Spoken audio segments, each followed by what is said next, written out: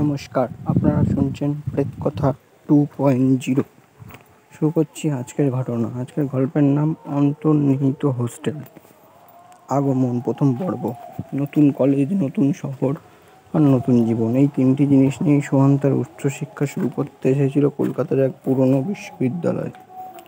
শহরের ব্যস্ততা, ট্রামের টুংটাং আর ধুলাবালিতে ভরা গলি তাকে প্রথমে একটু বিচলিত করলেও ধীরে ধীরে সে মানিয়ে নেয়। কলেজের হোস্টেলটি ছিল একদম পুরনো ধাঁচের, ব্রিটিশ আমলের তৈরি। হোস্টেলের নাম ছিল শিবপ্রসাদ হোস্টেল। নামটা শুনে সাধারণ মনে হলেও স্থানীয়দের মধ্যে এটা অন্তর্হিত হোস্টেল নামে পরিচিত। কারণ গত কয়েক বছর ধরে সেখানে কয়েকজন ছাত্র হঠাৎ করেই নিখোঁজ হয়ে গেছে। তবে প্রশাসন এটাকে কেবল ছাত্র আত্মগোপন বলেই ফাইল বন্ধ করে দিয়েছে। সোহান এসব কিছুকে পাত্তা দেয়নি। সে ভাবতো এমনিই সব গুজব হয়। দ্বিতীয় পর্ব, অদ্ভুত অভিজ্ঞতা। প্রথম সপ্তাহটা ভালোই কেটেছিল, কিন্তু দ্বিতীয় সপ্তাহ থেকে শুরু হয় এক অদ্ভুত ঘটনা। এক রাতে ঘুম ভেঙে সোহান শুনল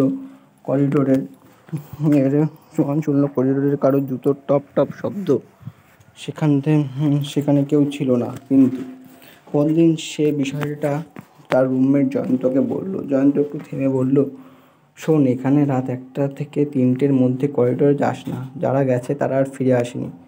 সোহান হাসতে লাগলো। তুই সিরিয়াসলি ভূতের গল্পে বিশ্বাস করিস? সোহান বলল। জয়ন্ত চুপ করেই থাকলো। তৃতীয় পর্ব, ডায়েরির পাতা। একদিন হোস্টেলের পুরনো লাইব্রেরিতে বসে সোহান একখানা পুরনো ডায়েরি খুঁজে পায়।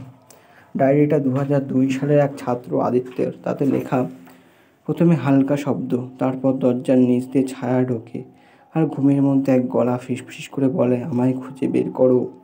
সোহান ধাক্কা খায়। সে খুঁজে দেখে আদিত্য নামের এক ছাত্র সত্যি নিখোঁজ হয়েছিল। চতুর্থ পর্ব, 13 নম্বর ঘর।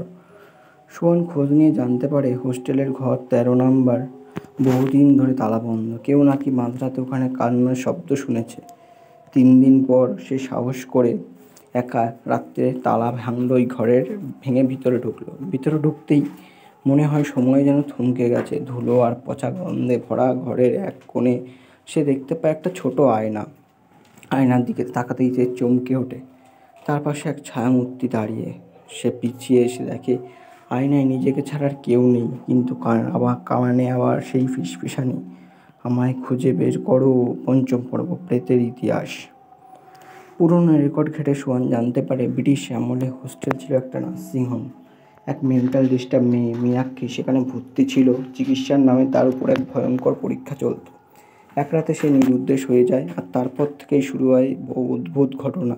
লোকজন বলে মীনাক্ষীর আত্মা হোস্টেলের মধ্যে ঘুরে বেড়ায়, আর যাদের সে ডাকে তারা আর ফিরে আসে না। ষষ্ঠ পর্ব, শেষ আহ্বান।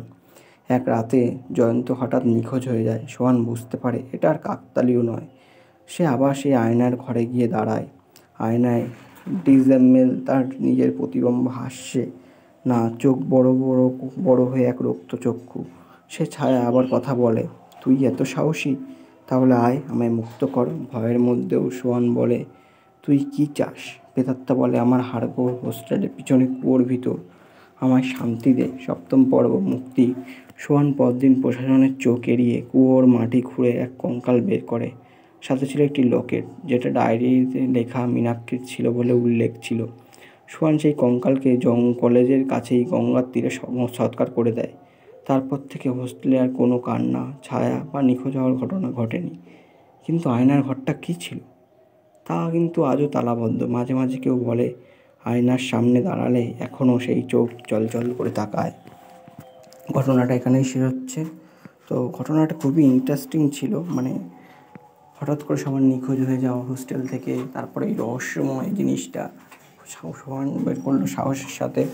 তো গল্পটি খুবই ইন্টারেস্টিং ছিল। আপনাদের গল্পটা কেমন লাগলো অবশ্যই জানাবেন। গল্পটা যদি আপনাদের ভালো লেগে থাকেন তো অবশ্যই লাইক করে দেবেন, আর কমেন্টে বলে দেবেন আপনারা কোথা থেকে শুনছেন।